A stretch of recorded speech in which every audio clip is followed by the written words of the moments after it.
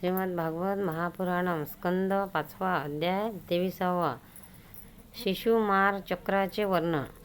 श्री शुकदेव म्हणतात, सप्तर्षीच्या वरच्या बाजूला 13 लाख योजने अंतरावर ध्रुवलोक आहे. याला भगवान विष्णूचे परमपद असे म्हणतात. तेथे उत्तानपादाचा पुत्र परम भागवत भक्त ध्रुव आहे.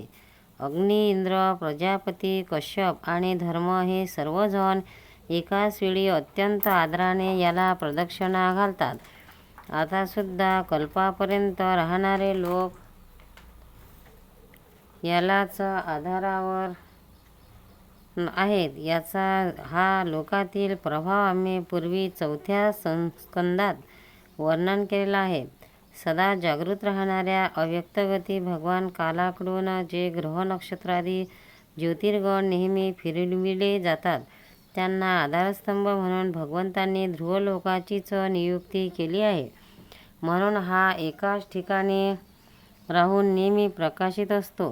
ज्याप्रमाणे धान्याची मळणी करण्यासाठी लहान, मध्यम आणि लांब अशा दोरांना बांधलेले बैल अनुक्रमे जवळ, मध्ये आणि लांब राहून खांबाच्या चारी बाजूंनी गोलाकार फिरतात, त्याचप्रमाणे सगळी नक्षत्रे आणि ग्रह आत बाहेर असे क्रमाने या कालांतरात गोवलेले आहेत. ते ध्रुवलोकाचेच आश्रय घेऊन वायूच्या प्रेरणेने कल्पाच्या अंतापर्यंत फिरत राहतात.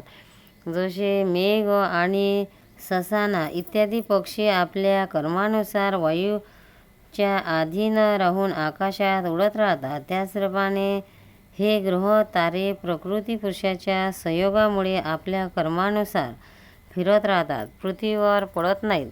काही लोक भगवंताच्या योगमायेच्या आधारावर असणाऱ्या या ज्योतिषचक्राचे शिशुमार नावाच्या जलचर प्राण्याच्या रूपात वर्णन करतात.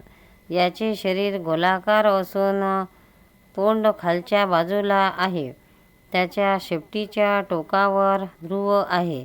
शेपटीच्या मध्यभागी प्रजापती, अग्नी, इंद्र आणि धर्म हे आहेत. शेपटीच्या मुळाशी धाता आणि विधाता आहेत. याच्या कटिप्रदेशामध्ये सप्तऋषी आहेत. शिशुमाराने उजव्या बाजूने शरीराचे वाटोळे केले आहे.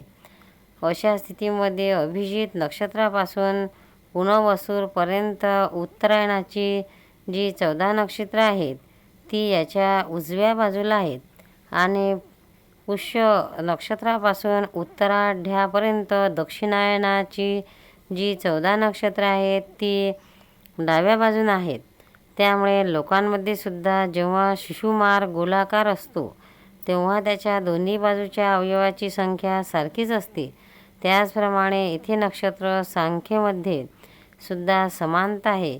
त्याच्या पाठीमागील भागात अजविथी, मूळ, पूर्वाषाढा आणि उत्तराषाढा या 3 नक्षत्राचा समूह आणि पोटाच्या भागात आकाशगंगा आणि याच्या उजव्या आणि डाव्या कटिप्रदेशात पुनर्वसू आणि पुष्य नक्षत्रे आहेत. पाठीमागच्या उजव्या आणि डाव्या पायात आर्द्रा आणि अश्लेषा ही नक्षत्र आहेत. तसेच उजव्या आणि डाव्या नाकपुडीत अभिजित आणि उत्तराढा ही नक्षत्र आहेत.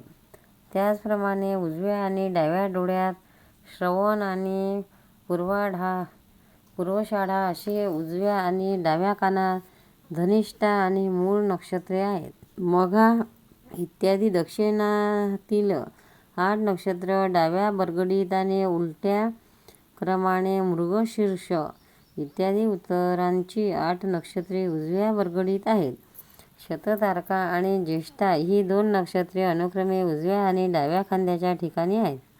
याच्या वरच्या हनुवटीत अगस्त्य, खालच्या हनुवटीमध्ये नक्षत्ररूप यम, तोंडामध्ये मंगळ, लिंग प्रदेशात शनी, वशिंगामध्ये बृहस्पती, छातीमध्ये सूर्य, हृदयात नारायण, मनात चंद्र, नाभीमध्ये शुक्र, स्तनामध्ये अश्विनीकुमार, प्राण आणि अपानात बुध, गळ्यात राहू, सर्व शरीरात केतू आणि सर्व रोमरोमात संपूर्ण तारांगण आहेत. हे भगवान विष्णूचे सर्वदेवमय स्वरूप आहे. दररोज सायंकाळी पवित्र होऊन आणि मौन धरून याचे दर्शन करीत चिंतन करावे आणि पुढील मंत्राचा जप करीत भगवंताची स्तुती करावी. संपूर्ण नक्षत्र मंडळाचा आश्रय कालचक्र स्वरूप सर्व देवाधिपती परमपुरुष परमात्म्याचे आणि नमस्कारपूर्वक ध्यान करीत आहोत. ग्रह नक्षत्र आणि तारकाच्या रूपामध्ये भगवंताचे आदिदैवत रूप प्रकाशित होत आहे. ते मंत्राचा त्रिकाळ जप करण्याचे नाहीसे करते. जो मनुष्य सकाळ, दुपार आणि सायंकाळ अशा तिन्ही वेळी यांच्या आदिदैविक स्वरूपाचे नित्यचिंतन आणि वंदन करतो, त्याचे त्याच वेळी केलेले पाप ताबडतोब नष्ट होते. गोपाल कृष्ण भगवान की जय. भक्तांनो, व्हिडिओ आवडल्यास व्हिडिओला लाईक करा, शेअर करा, सबस्क्राईब करा. तसेच बाजूला असलेल्या बेलवर क्लिक करा, म्हणजे याच्यापुढील सर्व व्हिडिओ तुम्हाला सर्वात आधी मिळत जातील. जय श्री कृष्ण.